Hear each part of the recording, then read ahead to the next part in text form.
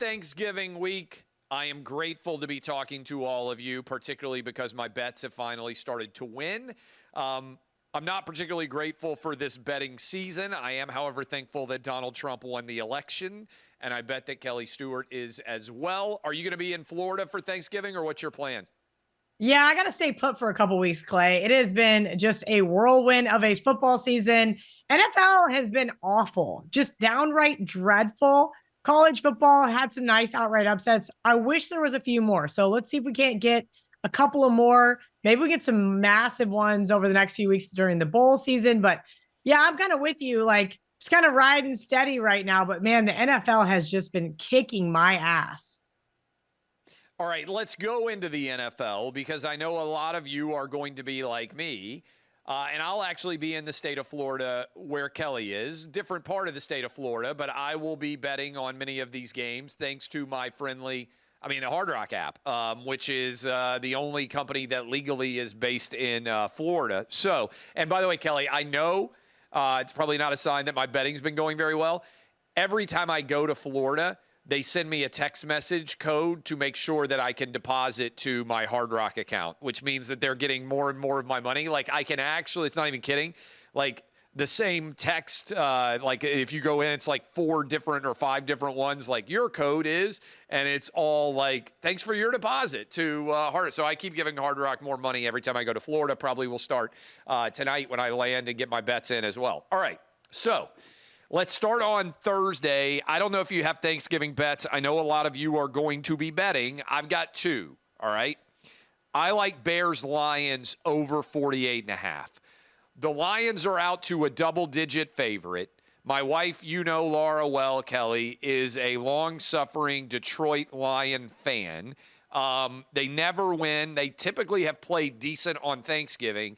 This number just feels big to me because the Bears, Caleb Williams is showing at least some growth, notwithstanding what happened against the Patriots. I like the over. It wouldn't stun me, Kelly, if the Lions came out and put up 42 or 45 on the Bears and totally blew them out. It also wouldn't stun me if each team scored 24 or more because the Lions' defense at times has not been elite, which is why I'm on the over 48.5. And then the other bet I'm taking the Dolphins on the road plus the points against the Packers. I like the way the Dolphins have been playing since Tua came back from his injury. Waddle went off last week. The Dolphins' offense has been productive. Packers, I know, dominated the 49ers, but I still feel like maybe I'm not a complete buyer on what the Packers are selling. So I'm taking the Dolphins plus the points, and I'm taking the over. Do you like anything on Thanksgiving? Come on, Clay. You don't want to bet the backup quarterback bowl there in Jerry World? Like, I would just be hating my life. Luckily, your Tennessee Titans knocked me out of Survivor last week. So I do not have to take any of these games on Thanksgiving. I think that's some sort of solace because last year, the Detroit Lions just ripped my guts out, got their asses kicked by the Green Bay Packers, and it ruined my entire Thanksgiving. And you mentioned your wife is a long-suffering Lions fans. This is their record on Thanksgiving. 5-17 since 2000 on Thanksgiving. And you want to lay double digits with this Lions team? Listen, I get it. I was against the Lions last week. I said, hey, this is a great spot for the Colts. I came in and I gave a great stat as to why you should bet the Colts. And they had no shot in ever winning that game. But teams that are coming off back-to-back wins by 14 or more points have gone 49, 80, and 2. That is 38% against the spread since 2018. I still don't think I have the guts to take the Chicago Bears, though. That is the real issue here. And so I'm just not going to. Part of me thinks, all right, Kelly, you're going to have some sort of wager here. Maybe I'll find a nice prop bet or two. Caleb Williams over passing could be really interesting. Maybe a couple against Jared Goff against that Bears defense. But, man, I'm not stepping in front of this freight train. I'm also not taking anything in the backup quarterback bowl. I like Green Bay. They were my best bet last weekend. They looked very good against a very hobbled San Francisco team, but Miami has been playing better. And right now, Miami needs to catch up some ground to be able to sneak into the playoffs. I think this is going to be a really good game. Keep an eye on the weather, though. Anytime those South Florida teams go north, it usually does not bode well for them. but kind of lean slightly on this Tuesday afternoon towards Miami. I highly doubt I'll get to the window with that team. I should have mentioned we're taping on Tuesday afternoon. By the way, before we get to any more of the NFL, I want to get your take on topless French protesting women, which I guarantee that you saw this video. I don't think I've asked you this. So I like we had some fun on Clay and Buck talking about this. First of all, I paid attention, and trust me, I have no idea what's going on in French politics. What do you think about the idea of all of this? This is like the second time French women have decided that they're fed up and they're gonna protest topless. If American women protested topless, better or worse from a over-under perspective on whatever they advocated for? Listen, here's the reality. People in Europe are hotter than people in America by an overwhelming It is true, right? margin. You were just in Italy. Why do you think that they're better looking than us? Well, I know why they're better looking, and RFK is my new hero because they're not as fat because they're not being poisoned with garbage food and glyphosates and all the other stuff. You posted something a while ago on Twitter, and you said, well, I don't remember what the question was, and I went off, and I think it was like one of my most liked tweets ever because I was like, I am so sick of the garbage. But I think that's part of our problem here in America. One. Number two, we don't walk as much as Europe. So like those ladies are probably getting in 15, 20,000 steps a day, just walking to the subway, walking to work, walking to the coffee shop. Like when we were in Italy, I was exhausted every single day by 8 p.m. because I was like, holy crap, you're just a lot more active versus Americans. So I think that's part of it. But as far as the protesting part, like, I also think Americans are a little bit more prude. Maybe it's because I'm from Kansas, but like, I just think of a whole lot of things that would make me want to stand naked or topless, like in a town square, like that I care that much about that. I'm like, I'm just going to stand out here, boobs out, and just hearing my, opinion voiced. I don't know. I'm not a big protester. My mom went to KU in the 60s, 70s, and I like to still make fun of her about that because I'm like, I don't have time to protest. Well, you know what's actually pathetic is people protest now recently on college campuses demanding less freedom. Like during COVID, all those lunatic kids were like pretending they were going to die on campus because they weren't being forced to wear masks in class. It's like a weird dynamic when you're like, regulate me more. Take away more of my freedoms I demand of you. It's the exact opposite of the hippies in the 60s and the 70s. Like, I remember, Kelly, this is funny, like, when I was a teenager, and as ridiculous as I am now, you can only imagine what I would have been like then. One of our teachers told us, did a thing on Woodstock, right? And it was like, Woodstock, what did they do? They showed up. They did drugs, and they were like, we want to have more sex, and we don't want to go get killed in a war. And I'm like, hey, who was against it? Like, they showed up for a rock concert. They were like, let's do drugs, let's party, let's have sex, and oh, by the way, we don't want to get killed in a jungle while being forced to walk around with an M16. I'm like, yeah, they had the better side of that argument. And now we got kids like, regulate me more. Like, we should, and then like UCLA and Columbia, they're like, we got to kill more Jewish people because they're all like, what are college kids doing? You guys suck. Listen, I think certain college kids suck. I think there's some I think a lot of the SEC college kids, some of the ones in the Big 12, some of the Big 10 schools, like there's still some really good colleges out there, albeit, completely lopsided as far as who's teaching you classes. But like kids who are there to learn, but also enjoy and not, camp out and protest something that they would never actually physically go fight for themselves. It's a very weird shift, right? Being a millennial, my best friend is like the youngest version of the millennial. I'm towards the older side, but like you see these kids that are like her younger brother's age and turning 17, 18. And we're talking to him the other day and I'm like, I think these kids that are coming up might awesome. Be the next best. They're awesome. I love them. I mean, I've got my 16, my 14-year-old, my 10-year-old. The 10-year-old's so young. He's in fourth grade. He doesn't know what's going on. Like, but the 16 and the 14-year-old and all of their friends, I'm like, I love you. Like, they're amazing. Like, I mean, they really are. They are just like over the BS. They cut through the noise. Anyway, I love them. And you're right. I mean, the best thing that ever happened to SEC campuses was the protests in Columbia, UCLA, all these elite schools. Kelly, I was just out in LA and I was in New York City recently as well.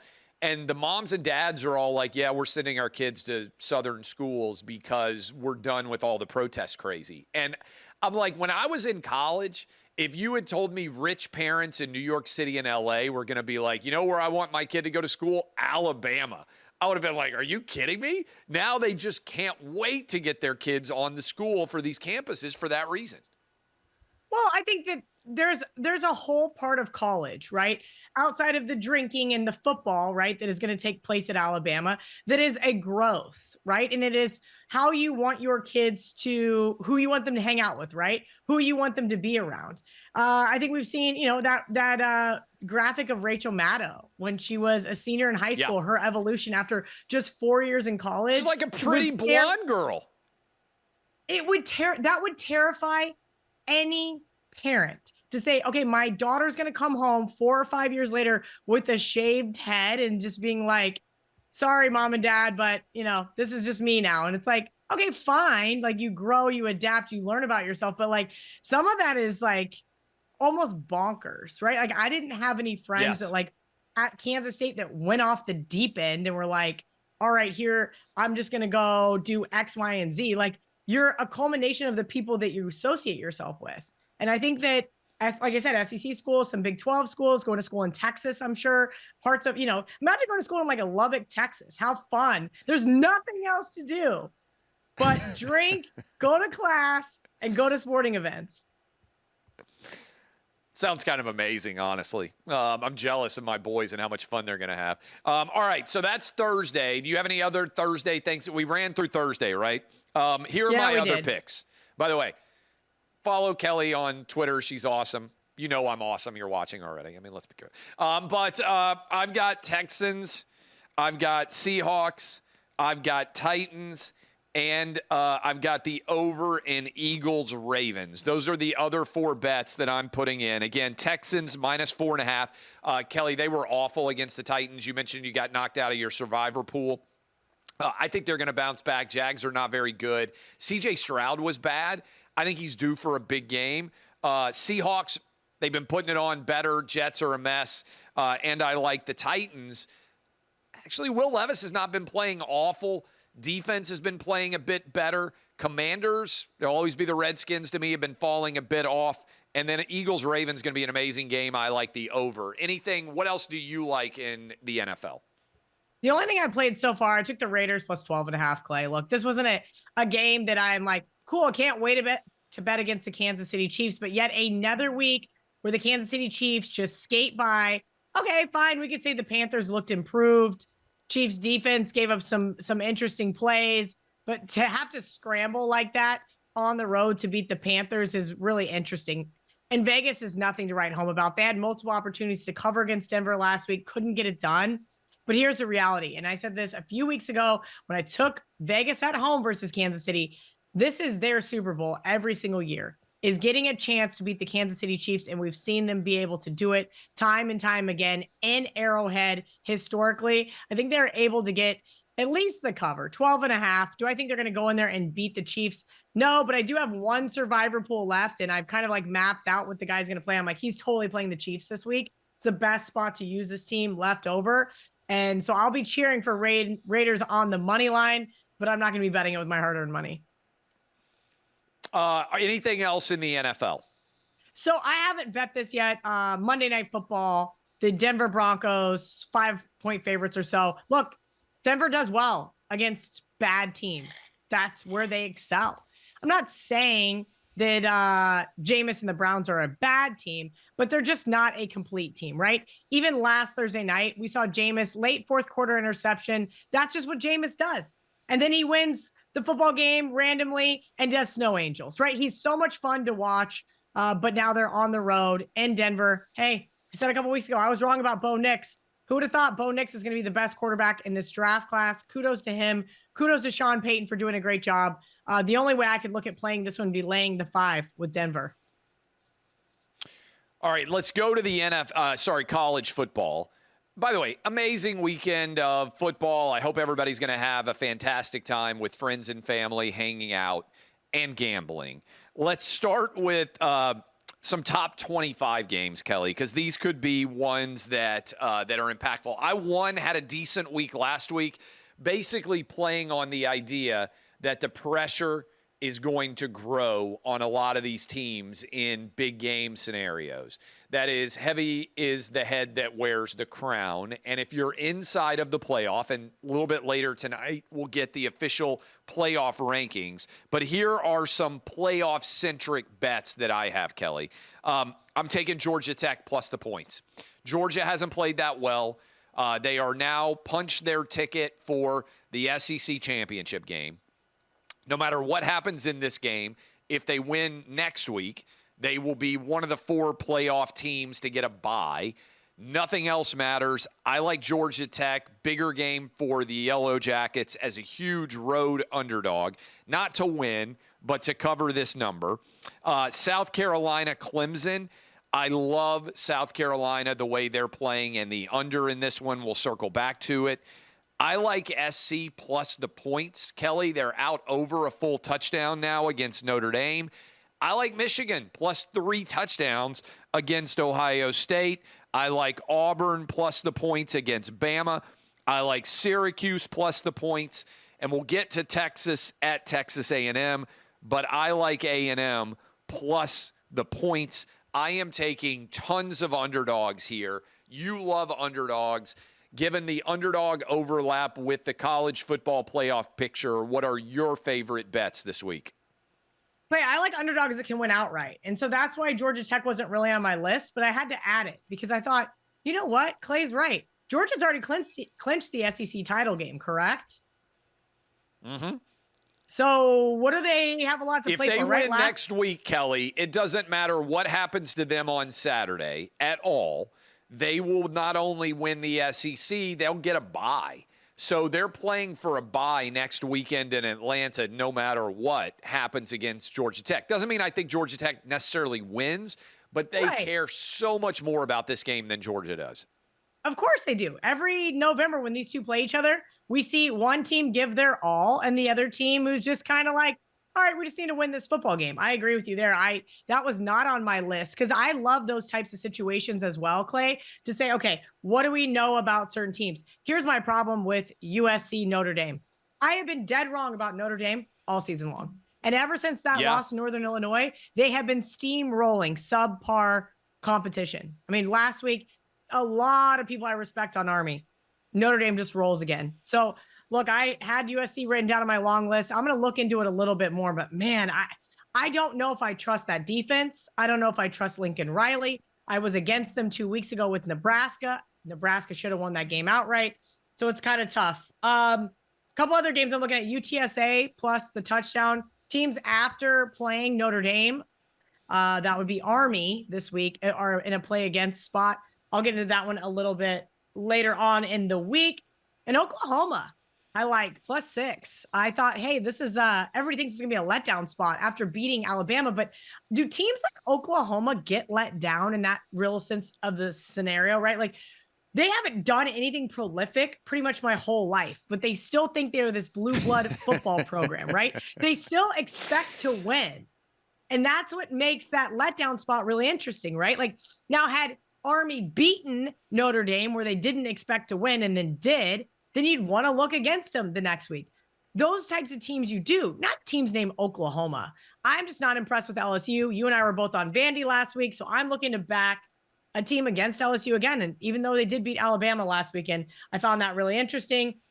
And then I've got quite a few double-digit dogs on my long list. The Auburn game, I'm really curious your thoughts on because part of me really wants to say, okay, how does Alabama bounce back? We know they did not bounce back after that Vandy loss. How do they now bounce back after the second loss of the season? What is this team going to do? I just don't know if I trust them. Kalen DeBoer is like getting, he's not on the hot seat, but some interesting things out of Tuscaloosa. He loses this game, he's going to be on the hot seat. I love Auburn here. I like Auburn plus the points. The last 2 years have basically been Auburn maybe should have won games. Yeah. And Auburn choked them both away. Certainly last year, whatever it was, 4th and 30, and they hit the back corner of the end zone. That got Alabama into the playoff, right, and ultimately kicked Georgia out, even though I think Georgia was the best team because Alabama upset them the next week. Look, I think Auburn wins this game outright. I don't think that's a crazy prediction at all. It's a rivalry game. Records don't matter. And I've been betting Auburn a lot. Auburn's actually not bad. They have lost a fourth-quarter lead in virtually every game. Here's my problem. Do you think that number of overtime games maybe just took the wind out of their sails, or do we have any concerns about that? That was a very long series just trying to beat A&M. Look, I don't think Alabama's complicated. In years past, Alabama had great offensive talent, and you had to pick a poison, and you decide, hey, how do we match up against them? Boy, they're going to take advantage of us with this couple of wide receivers. Or, man, that this quarterback's not missing an open throw if we give them a sliver. They're not very good offensively. And I just focus on all you have to do is stop Jalen Milroe from being able to run the football. And Brian Kelly and LSU were somehow incapable of doing that, and they gave up 185 yards rushing on 12 carries. Everybody else shut them down, Kelly. After the first half, where Jalen Milroe ran wild over Georgia, Kirby Smart said, you're going to have to beat us from the pocket throwing the football. And occasionally they can do it. Heck, they did it twice with Ryan Williams. One, he stepped out of bounds barely. The other one, they misflagged a formation. But otherwise, they couldn't throw the football. Milroe got picked off 3 times. I think Auburn is going to stack the box and say, you have to beat us throwing the ball down the field. And I don't think Alabama's going to have success doing that. And so it's going to be, I think, a close game. I love Auburn to cover the 11.5. Now, if you wanted to flip side me and say, okay, Alabama's going to cover, how do they do it? It's because Auburn turns the ball over 4 or 5 times, which they have certainly proven capable of doing. Yes. So that's where if Alabama covers, that's what's going to happen. It's just going to be Auburn can't get out of their own way. But if you told me Auburn's not going to turn the ball over in the entire game, I would bet Auburn to win this game, straight up. And so I love the 11.5. Basically, I'm gambling that Auburn can avoid self-destructing. I was trying to find their ATS record in the Iron Bowl, but I cannot come across it. They've lost 4 straight and are 4-12 since 2007 straight up. So I could not find the ATS record for some reason. They've been pretty good. I mean, look, they beat Saban more than anybody, Kelly, and they've been pretty substantial underdogs the last 2 years. They're better against Alabama from a talent perspective this year than they certainly have been the last 2 years when they should have won outright. Very, very good point. A couple other games that I was looking at back in Vanderbilt once again. I was also looking at Cal, but man, Cal is just that team has been so Jekyll and Hyde all season long. And Houston plus 13.5. We'll see if I end up getting to the window of any of those.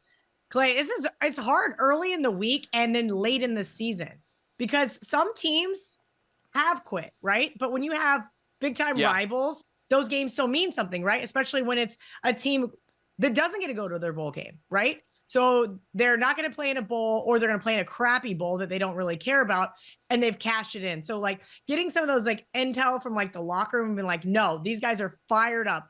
And and Auburn is going to be fired up against Alabama. K-State's going to be fired up and Michigan, against Iowa State. Michigan's 21-point underdog. It's basically like a pride game, right? You're not going to show up and play and just be oh, I don't really care, even though we're 6-5, we're kind of garbage this year. No, it's a pride thing. You don't want your 3-year win streak to end because your team, that senior class, failed. A couple of others that stand out to me, Kelly.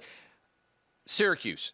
I love big swing games where if a road team can get up And Miami gets in their head thinking, wait a minute, if we lose to Syracuse, we go from playing in the ACC championship game to basically we're in the Gator Bowl, right? Like we don't play again for a month and everybody's going to quit and all our seniors are going to leave.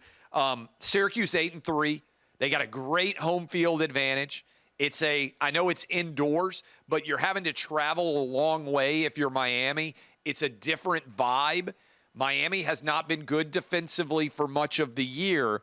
I feel like if Syracuse could come out and get up a little bit early, they're double-digit underdog, but that pressure starts to grow. So I like Cuse in this one. I also like A&M, the biggest and best game of the weekend. It is a hated rivalry down there. They haven't played since 2011. Texas really hasn't played anybody all year. Their best win is over 6-5 Vanderbilt. They are going on the road to Aggieland at night. Talk about swing, Kelly. You go from A&M going to Atlanta for the first time ever to play for the SEC championship with a potential bye on the line against Georgia, or you lose to your hated rival at home. They get to go to Atlanta. You then are 8-4, and you play in a month in the Music City Bowl. Like, this is a crazy swing in terms of what it can mean. Your hated rival is probably better than going to the Music City Bowl, right? Getting to say, you know what? We had an awful year, but guess what? Now Team X has to go play in a crappier bowl game. Even after that drop against Auburn, A&M, that game didn't even matter to them. They still have an opportunity after Ole Miss and Bama lost. The game they basically can wipe it clean after the 4 overtime loss, and you get the opportunity to ride off into the proverbial sunset with one of the biggest wins in Texas A&M history. You got Quinn Ewers' health-related issues. I know Arch Manning's the backup, and he's really good. Yes. It's going to be loud on a level that, frankly, few stadiums have ever been. And I just don't know that Texas, like, what are you pointing to and being like, hey, Texas has been great? No, yes, they whipped Oklahoma. A lot of teams did. Yes, they beat Michigan. A lot of teams did. They got Vanderbilt by 3. They have the easiest record in the SEC, best record in the SEC because they have the easiest schedule. I think A&M's going to beat them outright. You and I talked about this last week. You put me on to Kentucky plus 20.5. I said, all right, fine, Clay, I'm going to join you because we started looking, and that's when I found the stat about not playing anybody else that's currently in the top 25. Texas is up there with Miami being completely fraudulent. So I'm with you on both. I just wrote down A&M and Syracuse as a couple more spots I want to look at here on this beautiful Tuesday afternoon. The game that I'm going to be focused on the most, and it is going to be utterly devastating as a lifelong University of Tennessee fan, but also as a Vanderbilt Law alum, the most fun 3 years of my life. I love Vanderbilt University. Some people out there are like, I was a Tennessee fan long before I ever thought about going to law school or even college, really. I started going to games when I was 5. It would be one of the most devastating Tennessee football losses of all time, and one of the biggest Vanderbilt football wins of all time. This is another one of those huge swing games. Tennessee's a 10.5-point favorite. I'm not touching it, but I really like the under. No, I'm not, because I feel like if Tennessee wins, it's going to be like 28-6. They're going to shut down the Vanderbilt offense, Diego Pavia, because they have a superior – that defense is pretty good for Tennessee. If they lose, it's going to be like 21-17 Vanderbilt, where Vanderbilt just makes enough plays. I don't see any scenario where this is a shootout or where Tennessee wins like 45-28 or something like that. I think it'll be 28-6 Tennessee or 21-17 Vanderbilt. I like the under in either way that I see this playing out from a narrative perspective.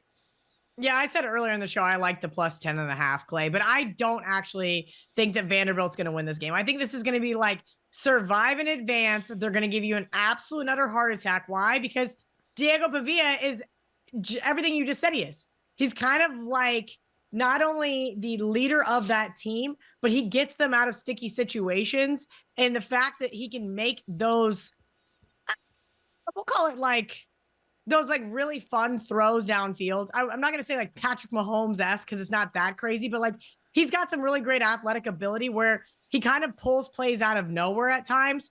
And I think the biggest thing is you mentioned this earlier. Tennessee, the pressure is now mounting. They are not used to having to beat Vanderbilt, right? This is usually never a conversation where anybody in the SEC is worried about this team. And now all of a sudden, they've just been taking out other SEC schools. Last week against LSU, they got the cover, didn't get the win. But Nico kind of scares me because we've seen him have, a couple of roller coaster ride games. But I have to say, I don't think you guys are going to lose this one outright. I think this does look like an under type game. Call it 24-20, 24-17, something crazy that's going to make you absolutely sick to your stomach. And then they're going to get the win for you. By the way, Dylan, good research here. Last 10, Auburn 5-4-1 against the number against Alabama. So that is out there. I like Auburn to cover. A couple of other games I like. I love the over in Arkansas-Mizzou. I think both teams will have a great deal of success offensively. Let's see. I like South Carolina plus the 2.5. Incredible rivalry, sneaky game there, and the under. And then we didn't talk about these two, Kelly. Oregon State plus a big number against Boise State. Boise State potentially going to get a bye if they were able to win out and get one of those top 4 seeds. I like Oregon State. Boise has not been playing well, wasn't very good against Wyoming last week. I think they're feeling the proverbial pressure that I talked about earlier. And then I like the over in Oklahoma State, Colorado. You watch a lot of these Big 12 games. Kansas got it done against Colorado, just like they got it done against BYU, just like they got it done against Iowa State, if I'm remembering correctly. I think Oklahoma State comes out, just tries to put up points. Colorado's defense looked very suspect to me against Kansas. I think they're fading a bit on that side of the ball, but they have the ability to make plays, obviously, on the other side. So I'm on the over in that one. Yeah, the weather is going to be interesting, so keep an eye on how cold it's going to be in Boulder. Look, Gundy's guys, we saw it last week. They've all but cashed it in. You can just tell. I don't know if he's going to get to keep his job or what's going to happen there, but man, Tech is just, they just gave up, what 56? They had opportunities to win that game, but you could just tell that defense was just gashed. I think we talked about earlier, teams that are just over this season. I think Oklahoma State is over the season. I think you're absolutely right. The over is the way to look. Just keep in mind that there's not any wind along with that snow. Anything else that's out there you think people should know going into Thanksgiving? Not that I have as of right now. I'll be sure to tweet anything that I've got and, send it your way because I have a feeling you're going to be watching every single game. You're going to have like your corner of the couch for like 4 days, aren't you? Oh, I'm not. I'm watching every football game. The only thing I think I'm going to leave for is Gladiator 2, which I'm going to take the boys to go see. Laura's favorite movie of all time is Gladiator. She thinks it's the best movie that's ever been made. So she's pretty excited about Gladiator 2. I said, Wicked is the other thing that came out. I don't do musicals. If you start singing, I can't pay attention. So I think they already watched Wicked with my 10-year-old. So I'm locked in for football and Gladiator and lots of food. Sounds like a perfect weekend. I am very jealous. Hopefully you get some beach time in. Always good to get some of that vitamin D, which probably means you're just going to move to the outdoor patio. It's going to be great. Perfect weather on Wednesday, Thursday. I'm planning to just chill both days. Kelly, we will talk to you next Tuesday. We're going to be a little bit early in the week as well because I got to leave for Israel next week, which is a crazy story in and of itself. But we'll get back on Tuesday. We'll see how we do. Let's keep the wins coming. Hope everybody has a very great Thanksgiving. On behalf of both of us, thanks to all of you for watching, for listening, and we hope you have a great time with your friends and your family. And I hope that maybe there'll be some topless protesters that you actually want to see topless if there's going to be protesters around the holidays. All right, I'll see you guys.